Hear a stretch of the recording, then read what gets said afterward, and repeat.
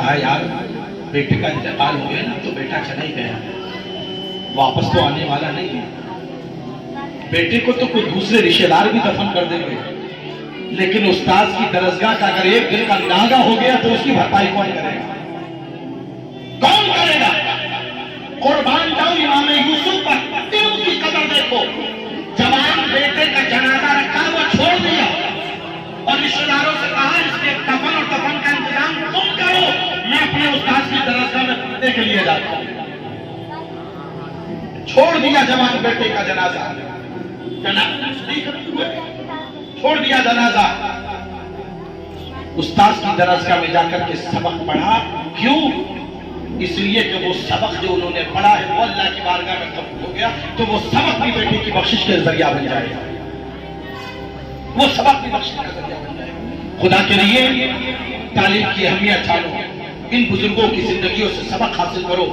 بہت سارے بزرگ ایسے گزرے نا جو سرکاری لائٹوں میں راتوں رات 12 ایک بجے کھڑے ہو کر کے انہوں نے تعلیم حاصل پڑھا ہے۔ انہوں نے اتنی سہولت رسی سب کچھ ہونے کے باوجود بھی اگر آپ نہیں پڑھاتے تو اس قوم کے لیے افسوس کرنے کی بات ہے۔ پھر ہم یہ کہیں کہ یار ہمارے لوگ بھی نظر نہیں آتے، اس لائق کو بناؤ، تعلیم دو، قدر کرو، تعلیم کی قدر کرو، اس کی اہمیت کو جانو۔ اگر میں نے شروع میں عرض کیا تھا اللہ کے رسول نے قیامت کی نشانیوں میں سے پہلی نشانی علم کا اٹھ جانا بتایا ہے، اور آہستہ آہستہ اس قوم کے درمیان سے علم کی دولت اٹھتی چلی جا رہی ہے۔ کیا ہے؟ اٹھتی چلی جا رہی ہے۔ تو جس طرح سے آپ بچے کو پڑھا رہے ہیں آپ کی ذمہ داری بنتی ہے، جب بچہ پڑھ کے یہاں سے جائے آپ رات کو اس کو بٹھا لیں، بیٹا جو پڑھ کے آئے ہو اپنا ہوم ورک کرو، اپنا کام کرو، اپنا یاد کرو، کم سے کم 1-2 گھنٹہ آپ بٹھا کر اپنی سرپرستی میں اس بچے کو پڑھاؤ، پھر معاملہ آنا۔ اور یہ جو سسٹم ہوتا نا کہ ایک ہفتہ آپ شادی ہو گئی، کئی رشتہ داری میں بھی شادیاں ایک ہفتہ آپ نے غائب کر دیا، نہیں کر رہے ہو آپ۔ پیارے وقت کی قدر کرو، جو وقت کی قدر نہیں کرتا نا وقت اس کی قدر نہیں کرتا، سمجھ رہا ہو؟ اگر آپ وقت کی ناقدری کرو گے تو وقت زمانہ تمہاری ناقدری کرے گا۔ یہ نہیں کہ ایک ہفتہ غائب ہو گئے، قدر ہی نہیں ہے۔ افسوس تو تب ہوتا ہے کہ امتحان پیپر چلتے ہوتے 15 دن پہلے سے خبر دے دی جاتی ہے، 20 دن پہلے سے کہ فلاں تاریخ چلے گا، اتنا تاریخ تک پیپر ہے، اس میں بھی ہمیں شادیاں نظر آ جاتی ہیں، اس میں بھی ہمیں خوشی غم نظر آ جاتے ہیں۔ نہ پڑھائی کی اہمیت کا ہمیں اندازہ، نہ اس کے ساتھ ساتھ امتحان کا قدر کرو ان چیزوں کی۔ کچھ ذمہ داریاں آپ نبھاؤ، بچہ اگر شادی میں نہیں جائے گا کام کر سکتا ہے، شکایت کسی کی نہیں ہوگی، لیکن جو ناغہ ہو جائے گا اس ناغے کا کوئی پورا نہیں کر سکتا۔ اللہ تعالیٰ ہمیں اور آپ کو سب کو علم کی قدر کرنے کی توفیق عطا فرمائے۔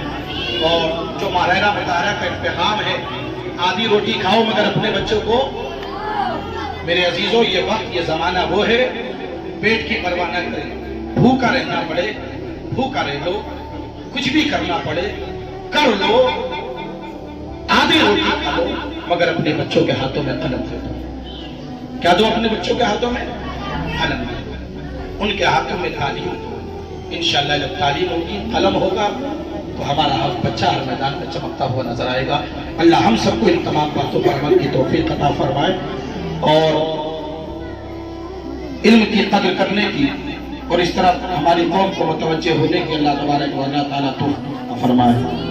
اب انشاءاللہ وہ منظر جس کے لیے آپ نے کافی وقت دیا، اور میں اپنے پورے اسٹاف کی طرف سے، مدرسے کی طرف سے، مدرسے کے ذمہ داروں کی طرف سے، مدرسے کے ٹیچرز کی طرف سے، خود اپنی طرف سے بھی میں آپ آنے والے تمام بھائیوں کا، مہمانوں کا، ماں بہنوں کا دل کی عطا گہرائیوں سے شکریہ ادا کرتا ہوں کہ ہم نے آپ کو بلایا اور آپ ہماری آواز پر لبیک کہتے ہوئے یہاں تشریف لائے۔